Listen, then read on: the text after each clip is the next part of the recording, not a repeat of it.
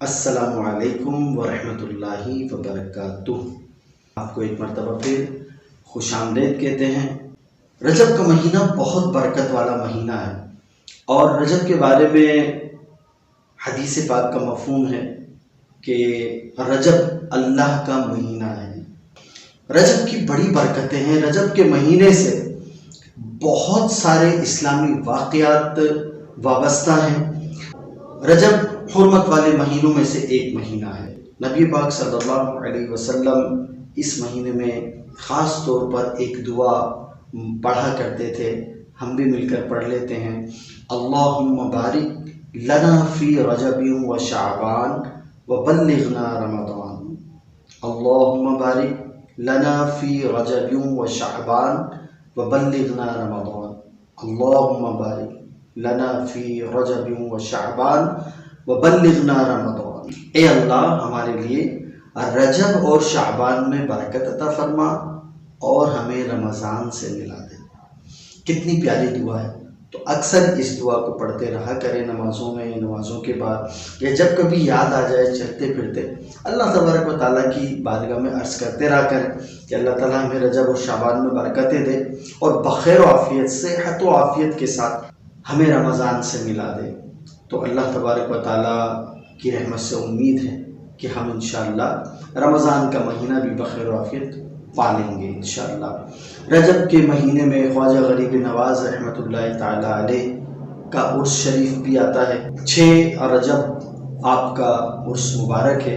اس میں ایک بڑی رات ہے جسے ہم کہتے ہیں شب معراج۔ انشاءاللہ اس حوالے سے اگلی کسی ویڈیو میں ہم بات کریں گے۔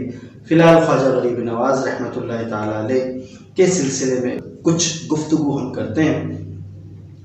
خواجہ غریب نواز رحمۃ اللہ تعالیٰ علیہ کو نبی پاک صلی اللہ تعالیٰ علیہ وسلم نے حکم فرمایا کہ تمہیں ہندوستان کی ولایت عطا کی گئی اور تم ہمارے دین کے مددگار ہو، لہذا ہندوستان جا کر دین اسلام کی تبلیغ کرو۔ تو معین الدین جو لقب ہے یہ سرکار صلی اللہ علیہ وسلم کی بارگاہ سے آپ کو عطا کیا گیا۔ تو آپ سرکار مدینہ صلی اللہ علیہ وسلم کے حکم پر ہندوستان تشریف لائے اور یہاں آ کر آپ نے لوگوں کو اسلام کی دعوت دینا شروع کی، دین اسلام کی تبلیغ کی، اور آپ کی تبلیغ سے لاکھوں لاکھ کافر وہ مسلمان ہوئے الحمدللہ، اور ان میں ایسے لوگ بھی شامل ہوئے کہ وہ ولایت کے اعلیٰ منصب پر بھی فائز ہوئے۔ خواجہ غریب نواز رحمۃ اللہ تعالیٰ علیہ نے اللہ تبارک و تعالیٰ کے احکام اور اس کے پیارے محبوب صلی اللہ علیہ وسلم کی اطاعت میں اپنی زندگی گزاری، اور ایسی زندگی گزاری کہ اللہ تبارک و تعالیٰ نے آپ کو ایسے مرتبے عطا فرما دیے کہ ایک مرتبہ وہاں کے حاکم نے کسی شخص کو بے قصور سزائے موت سنا دی اور اسے سولی پر لٹکا دیا۔ اس کی ماں روتی ہوئی آپ رحمۃ اللہ تعالیٰ علیہ کی بارگاہ میں حاضر ہوئی، عرض کی کہ حاکم نے میرے بیٹے کو بے قصور پھانسی دے دی ہے۔ آپ کو بڑا جلال آیا، آپ اس عورت کے ساتھ اس شخص کی لاش کے پاس پہنچے جسے بے قصور سولی دے دی گئی تھی، اور آپ نے فرمایا اگر حاکم نے تجھے بے قصور سولی دی ہے تو اللہ عز و جل کے حکم سے اٹھ جا۔ آپ کے لبوں سے یہ الفاظ نکلنے تھے کہ اس بے جان لاش میں حرکت پیدا ہوئی اور وہ اللہ کے حکم سے اٹھ کر بیٹھ گیا۔ یقیناً یہ اللہ تبارک و تعالیٰ کی خاص عنایت خواجہ غریب نواز رحمۃ اللہ تعالیٰ علیہ پر کہ آپ نے فرمایا اور اللہ تبارک و تعالیٰ نے اسے دوبارہ زندہ کر دیا۔ ناظرین، یقیناً یہ مرتبے ہر ایک کو حاصل نہیں ہوتے، بلکہ ان مرتبوں تک پہنچنے کے لیے بہت زیادہ محنت کرنی پڑتی ہے، عبادت، اطاعت، ریاضت، مجاہدات، تب کہیں جا کر اللہ تبارک و تعالیٰ کی بارگاہ سے یہ مراتب انسان کو عطا ہوتے ہیں۔ ہم سب جانتے ہیں کہ اللہ تبارک و تعالیٰ ہی حقیقی کارساز ہے، اور اس کے حکم کے بغیر تو پتہ بھی نہیں ہل سکتا۔